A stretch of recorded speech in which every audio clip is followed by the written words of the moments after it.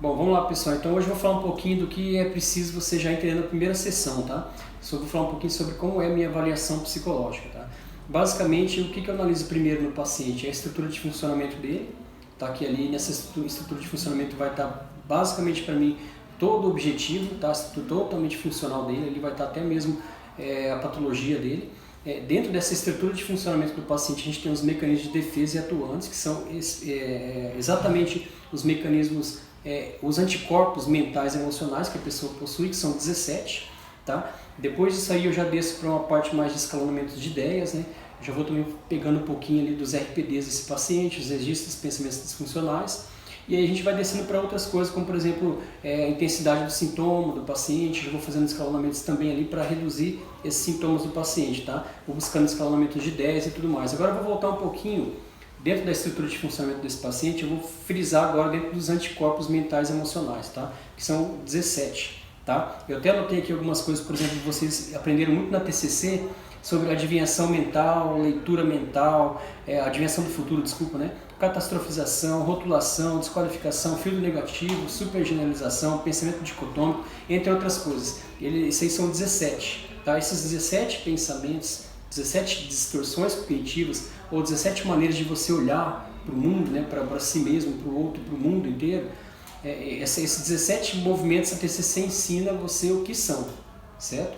Eu destrinchei todos esses 17, nomeei novamente e ensino, né, vou estar ensinando vocês essas aulas, seria uma proposta da desconstrução das crenças introjetadas aqui, tá? Aí essas distorções, segundo a TCC, elas já são parte de crenças, tá? Porém, vocês vão perceber que ela está dentro da estrutura de mecanismo de defesa atuante, onde o paciente aprende de maneira correta a atuar e se defender. E ela não tem muito a ver com crença, ela tem a ver com filtro, né? E aqui dentro dessa estrutura funcional, mecanismo de defesa atuante, eu desço ali porque eu falei para vocês, escalonamento de ideia, RPD, a gente tem antes o filtro, bem ali na realidade fica, eu até fiz um outro rascunho aqui, ele fica exatamente, ó, estrutura de funcionamento, mecanismo de defesa atuante, e aqui a gente tem os filtros, mais uma vez conhecido pela TCC de desvalor, desamor e desamparo. O grande segredo aqui não é o que é isso aqui, e sim como desvalor entra no canal cognitivo, desamor entra no canal cognitivo desse paciente e o desvalor entra no canal cognitivo desse paciente. Tá? Então, cada entrada dessa aqui, se esses filtros estão desalinhados, que é o que eu percebo também de primeiro, eu vou estar ensinando detalhadamente a vocês, a gente já consegue ver ali que algumas coisas já vão sair para, por exemplo, vamos colocar um caso de ansiedade. O paciente muito ansioso, a gente sabe que um paciente extremamente ansioso com TAG, transtorno de ansiedade generalizada. Ele é um paciente que trabalha com o seu cérebro inflamado, ele é um paciente que tem distorções cognitivas exageradas. A ansiedade aqui estaria mais na questão da ênfase que ele dá para as coisas, né? Então esse paciente, quando você pega ali para observar os filtros dele, você vai pegar ali provavelmente o desvalor e o desamparo totalmente desalinhado, tá? E aí você vai ter nesse paciente basicamente quase que as 22 linhas de evolução, tá? De ansiedade. Eu estou falando mais agora de uma questão de circuito neural alterado, tá? Então, bases neurais da ansiedade, enfim. Então aí eu vou ter que também, vou dar toda essa aula para vocês também de como é que eu identifico isso, como é que eu vejo isso dentro da estrutura funcional desse paciente, tá? A parte mais holística dele. E aí eu vou descendo para esses filtros. Esses filtros você vai ver a leitura mental desse paciente, onde ele imagina que as pessoas estão assim, olhando de maneira negativa para ele, né? Que as pessoas, ele acha que as pessoas, como posso dizer assim, ele imagina que as pessoas estão fazendo leituras negativas ele o tempo inteiro sem ter um pingo de evidência. Então você já vê ali que isso ao longo do tempo, o paciente que funciona dessa maneira, ele vai ter principalmente o desamparo muito alto, o desvalor, todos os ITs, a gente sabe que um paciente com TAG ele funciona de uma maneira inflamada, todos os ITs vão estar ativados. O que seriam os ITs? Todo o sistema inflamatório do paciente, tá? Renite, fibromialgia, artrite, sinusite, até mesmo fibromialgia, né? Então esses pacientes eles ficam extremamente debilitados e o desvalor sobe muito. E o desamparo, daqui a pouco, ele começa a se cronificar tanto, porque o desamparo ele traz junto com ele uma cronificação desse paciente. Então esse paciente ele vai estar se sentindo daqui a um tempo debilitado. Então todo aquele alcance, aquela meta que ele fez, ele já começa a sentir que ele não vai mais dar conta, porque ele já começa a se achar doente. Tá? E a gente vê o desamparo, ninguém me entende, ninguém me compreende, vários profissionais eles não conseguem me compreender. Ou seja, o que ele está querendo dizer aqui ninguém consegue distensionar minha psique. Ninguém consegue fazer eu voltar à minha normatividade. né? Esse paciente também é muito comum que ele tenha o seu modo, digo muito no modo normativo, né? O paciente tem uma maneira funcional, uma maneira normal de funcionar, e aí ele tem, então, qualquer adversidade que acontece, a ênfase é muito grande, ele quebra isso e vem para o modo combate, ele fica armado. Então esse paciente ele cria muita irritabilidade, muita impaciência, ele fica muito atroz, implacável com ele mesmo e consequentemente com seus pares. Então esse paciente é um paciente extremamente grave, tá? Com praticamente dentro aqui dessa verificação das distorções cognitivas entre os mecanismos de defesa atuante, é um paciente que atua e se defende mal demais. Então a importância para vocês já entenderem na primeira estrutura aqui é isso, vocês começarem a compreender todo esse raciocínio do que você tem que atacar de primeira nesse paciente. Então aqui o que? Você vai olhar a estrutura funcional, já vai verificar o sistema de defesa atuante dele, vai dar uma breve reestruturada ali. Tá? O que eu vou fazer aqui? Eu vou trabalhar, vou já fazer na primeira sessão, como se trata de distorção cognitiva, eu vou fazer a alteração do pensamento, já escalonamento de ideia. Tá? Rapidamente eu faço frases bem afirmadas com esse paciente, onde eu vou ajudar a reduzir rapidamente a ansiedade dele com os RPDs aqui. Tá? Fazendo um registro de pensamento disfuncional, usando a situação que ele está me trazendo. Muitas vezes ele vem com uma queixa, né? Ele fala, olha, a minha queixa principal é essa, a primeira pergunta que a gente faz no início da terapia. E você acaba olhando toda a estrutura dele, todo esse mapeamento que eu acabei de dizer aqui, e você acaba dizendo para ele, olha, sua queixa principal é essa. E é legal porque você já dá isso bem no final da sessão e você surpreende o seu paciente. E ele pega de fato o que é isso. Né? Ou então, talvez você não consiga fazer isso na primeira sessão. Mas pelo fato de você ter toda essas ferramentas já de cara, de primeira, né? Você já vai perceber que, puxa, daqui 2, 3 sessões já posso fazer um confrontamento desse paciente mostrando para ele, né, que ele está sofrendo aqui por uma coisa que não tem a ver. Né, que ele tá perdido, né, perdido totalmente no rumo do que ele está sofrendo. Ele nem sabe que ele está sofrendo às vezes. É que aí quase vira um depressivo. A depressiva característica é que ele geralmente não sabe por que está triste. Né? Só para a gente ter uma noção aqui que o ansioso, hoje a gente está pensando muito nessa questão é um termo novo, né? Ansiedade delirante, né? Uma ansiedade que foge, é surreal, não tem muito a ver com a realidade. Né? Então aqui pessoal, só que olhando aqui mais uma vez porque eu rascunhei, a estrutura de funcionamento, eu vou estar observando aqui, tá? O objetivo do tratamento, possível quadro do paciente, uma análise rápida de crença, tá? Aqui provavelmente, crença, muitas pessoas podem dizer que é autossabotador. Então dentro da crença, eu já posso nessa primeira sessão, já observar as primeiras desconstruções que eu vou ter que fazer. Tudo isso já é devolvido para o paciente de primeira, tá? E assim também a desconstrução, né, dessa crença não necessariamente precisa ser nessa primeira sessão, até porque a gente vai falar de um outro quadro mais para frente, que a TR3 ela liga em outras coisas que eu venho estudando, como por exemplo o TAIC, transtorno da auto-introjeção de crença. Então aqui vocês vão observar o quê? Que o paciente tem algumas crenças, porém ele tem conhecimentos. Aqui eu estou falando de valores e princípios versus a autocrença que ele colocou sobre ele. Isso começa a chocar. Tá? Então aqui não necessariamente você vai precisar desconstruir crença, mas talvez você vai confrontar de cara já conhecimento. Conhecimento nem sempre é do tamanho de uma crença, mas chega muito próximo. Então você mostrando para ele que algumas coisas estão equivocadas em relação ao conhecimento dele, onde ele acha que ele está firme na rocha, onde ele acha que ele está firme nas coisas dele, nos valores, princípios, e ele está mais perdido do que tudo. E você consegue confrontar isso de uma maneira, claro, de uma maneira muito flexível e com técnicas corretas, tá? Com ferramentas corretas. Aí a gente pula aqui só para fazer uma revisãozinha. Os mecanismos de defesa atuante, a gente tem o que ali? Os anticorpos mentais e emocionais, onde estão as distorções cognitivas. Aí eu volto a repetir mais uma vez. Não tem a ver com crença. A TCC ensina que isso aqui já é uma crença. Tá? Isso aqui não é crença. Isso aqui passa por dentro dos 3 filtros. Tá? Ele tem uma maneira muito específica de se passar dentro dos filtros de desvalor, desamor e desamparo. Um paciente com desvalor tem isso e isso aquilo. Um paciente com desamparo tem essa e essa característica. Um paciente com desvalor tem essa e essa outra característica. Não é como a TCC ensina. Entende isso na prática?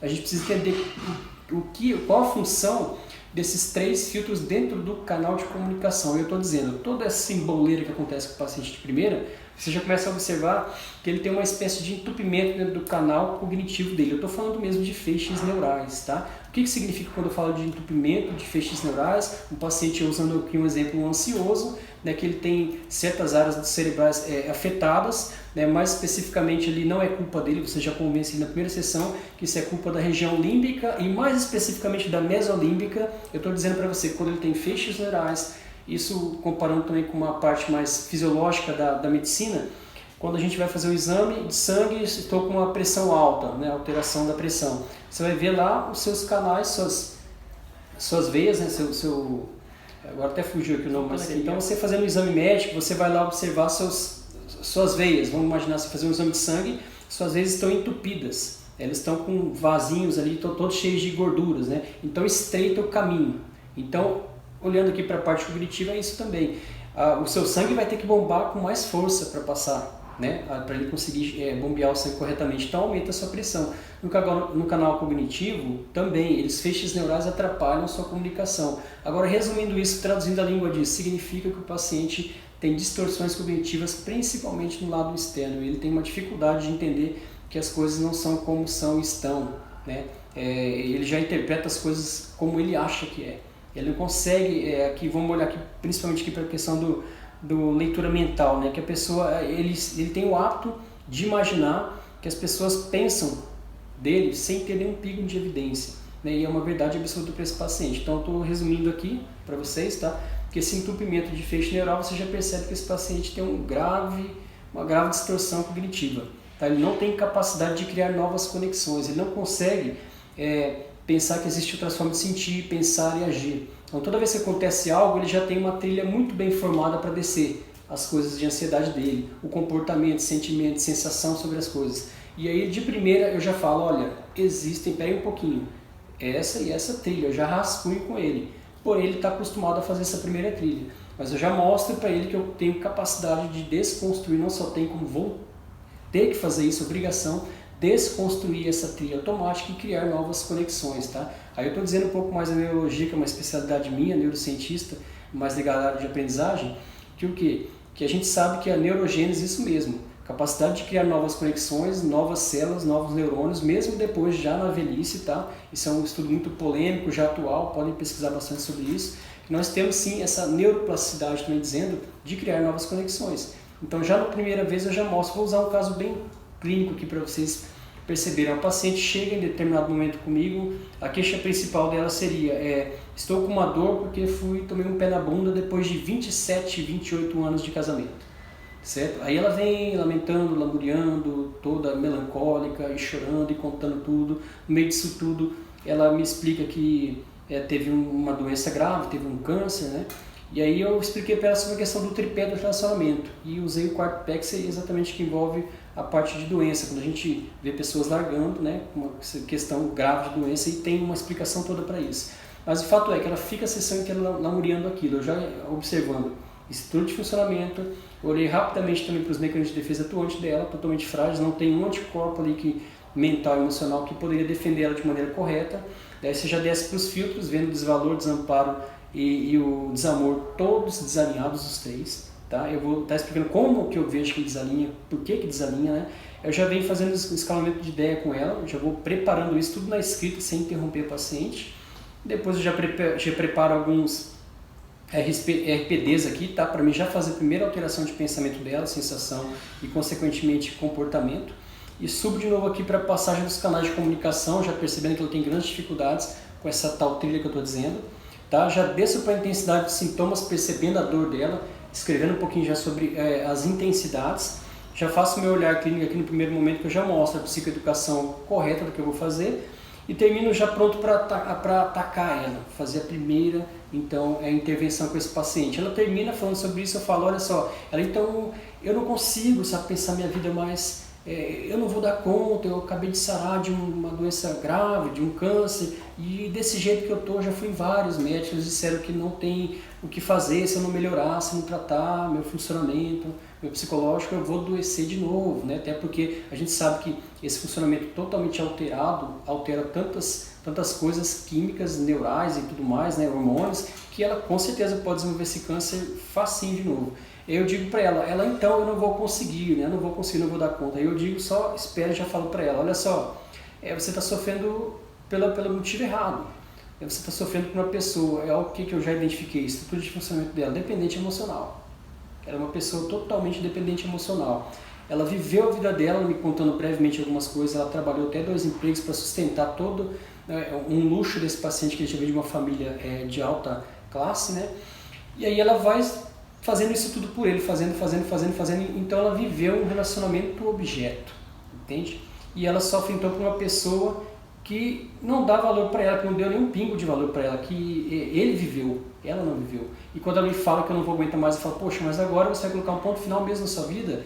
Você não quer pensar melhor em colocar uma vírgula e dar continuidade, porque agora é que você vai viver a sua vida. Porque até agora eu não vi você vivendo a sua vida. Eu vi você vivendo a vida do outro. Tudo em função para o outro. Dependente emocional, seu controle estava na mão dele. Que hora que seu controle estava na sua mão? E aí eu fui questionando, já fazendo escalonamentos. Eu lembro que ela estava toda cheia de lágrimas, ela começou a secar as lágrimas. E eu comecei a confrontar isso, deixando muito evidente para ela e falando, puxa, é sério mesmo que você agora vai dar o ponto final, não vai querer fazer a vírgula e continuar? E aí eu começo a escalonar ela, nesse sentido, entende? De, puxa, agora é a sua vida. Que horas que você viveu? Por que o controle sempre esteve assim? Por que você se submeteu o tempo inteiro a viver uma vida assim? Ele não, você acha que ele tá preocupado agora? Você acha que pelo menos ele sabe que você está passando isso agora? Que você está sofrendo, que você está passando necessidade, que você está passando isso ou aquilo? Não, ele está vivendo a vida dele. E por qual motivo que você vai deixar de viver a sua vida agora? Enfim, isso aqui é uma breve demonstração da paciente, o quanto ela estava vidrada em algo, e eu tive que mostrar para ela, olha, aqui eu já identifiquei a sua estrutura funcional, você é dependente emocional. E aí a gente já vai percebendo de onde vem isso. Aí eu estou falando de curvas de personalidade, né? Então a gente já vai pegando isso tudo, isso também é muito legal, tem tudo aqui na estrutura de funcionamento, curvas de personalidade, como é que eu identifico, isso é importante também. E a minha terapia, não só a minha, mas vem muito da TCC, que é o quê? Estabilizar sintoma do paciente já no primeiro encontro, né? O paciente ele vem com vários sintomas e a minha prioridade é estabilizar, fazer ele sentir que está segurando firme na minha mão e que nada vai acontecer, né? E ele já tem essa sensação de segurança. E aí depois eu começo a tratar a causa, tá? Então perceba aqui, ó, ele me trouxe vários sintomas. Se eu entro nesses sintomas com esse paciente e fico ali junto com ela, lamuriando, consolando ela, só emprestando ouvido e chorando junto, eu não escalono ela, entende? Então é o que eu sempre digo para meus pacientes, eu não estou aqui para massagear o ego de ninguém, eu estou aqui para te tratar. Então às vezes na primeira sessão já tem que te dar umas bolachadas, já tem que te dar um chacoalhão.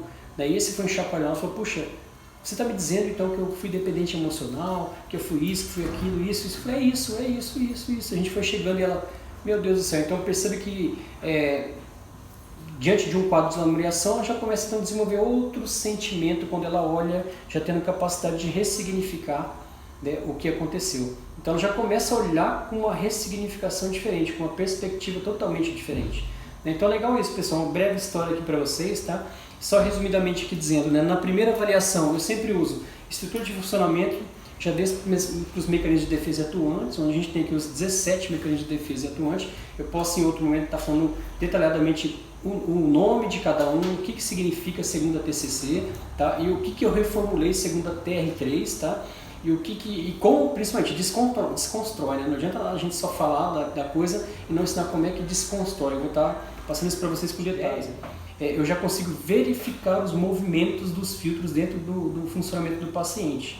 E já desço então aqui para escalonamento de novo, né? Aí eu já passo para os canais de comunicação cognitivo, desço para os RPDs, fazendo alguns RPDs já pronto para ele, que registros, para quem não sabe, RPD significa registros dos pensamentos funcionais. Eu já vou registrando alguns no caderno. Tem alguns, pessoal, que eu já não falo de cara, tá? Até porque o paciente ainda não está pronto, não é momento de confronto. Eu guardo isso aí, no momento oportuno eu falo, tá? Então já identifico aqui as alterações do pensamento, a qual eu já vou ter que trabalhar imediatamente alterando o pensamento do paciente. Consequentemente, estou alterando também a sensação, sentimento e comportamento, tá, desse paciente. Muitas vezes, alguns têm dificuldade nessa linha que eu acabei de dizer. Então, às vezes eu faço ao contrário, comportamento. Por que eu estou me comportando de tal maneira? Dá um nome para isso. Eu estou agitado, estou ansioso. Por que eu estou ansioso? O que aconteceu antes? O que você estava pensando? Que recebeu alguma ligação? Aconteceu algo? Então a gente vem de trás para frente às vezes, tá? Eu já desço aqui para a intensidade de sinais e sintomas, que para mim significa o quê? É um olhar clínico dos primeiros sinais e sintomas que eu já vejo através de perguntas específicas do paciente, ou ele mesmo na fala já vai falando, tá? O que ele está sentindo. Então nesse primeiro momento eu já vou fazer uma psicoeducação geral nesse paciente e já entro aí com tudo que vocês viram aqui, tá? Já com confrontamento, usando algumas ferramentas como, por exemplo, já preparando as primeiras afirmações bem preparadas que vão ajudar ele a reduzir essa ansiedade quase que imediata, tanto que quando eu termino as primeiras sessões, os meus pacientes sempre dizem o seguinte: nossa, parece que eu tirei um piano das minhas costas, ou então parece que parece que você tirou algo grande de mim, né? Parece, ó, já senti os primeiros efeitos nessa primeira sessão, nossa, estou muito aliviado, né? Usando novamente essa paciente, ela se iludindo ali com alguma coisa, né? Sofrendo tanto dentro da sua dependência emocional, eu mostro para ela, puxa, sofrendo pelo marido, né? Ela fixando muito o ex-marido e tal, quanto ele fez, quanto ele não fez. Eu disse, não, você está sofrendo porque você é dependente emocional. Você tem essa e essa características. Vamos ler um pouquinho sobre o que é dependência emocional. Junto com isso a gente cai todo para um quadro de estresse pós-traumático e aí comorbidades que vão abranger o quadro dessa paciente, tá? Então olhando aqui, pessoal, esse aqui é um rascunho, tá? Só para vocês verem aqui, eu fiz um breve rascunho. Isso só existia na minha cabeça até então, sobre a minha avaliação psicológica e sobre a pergunta dos rapazes aqui, que são feras demais aqui da Resap. Eles direcionam você, eles fazem perguntas que fazem isso, pessoal.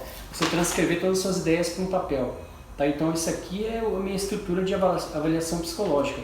Isso aqui é o grande diferencial que eu já faço nas primeiras consultas com o meu paciente, tá? Que é isso, pessoal. Observar sua estrutura de funcionamento, seus mecanismos de defesa e atuantes. Aí eu estou falando de 17 mecanismos de defesa e atuantes. Já vou observar um pouquinho também dos seus filtros em ação, desamor, desvalor, desamparo. Aí mais uma vez frisando, não é o que é como passa o canal cognitivo deles para a nossa psique. Tá? Aí depois eu já entro para o RPD, escalonamento de ideia, e verificando a intensidade já para umas ferramentas de confronto na primeira sessão. Tá? Basicamente é isso. Ok, pessoal? Espero ter deixado aí claro para vocês. Qualquer dúvida estou à disposição. Um abraço.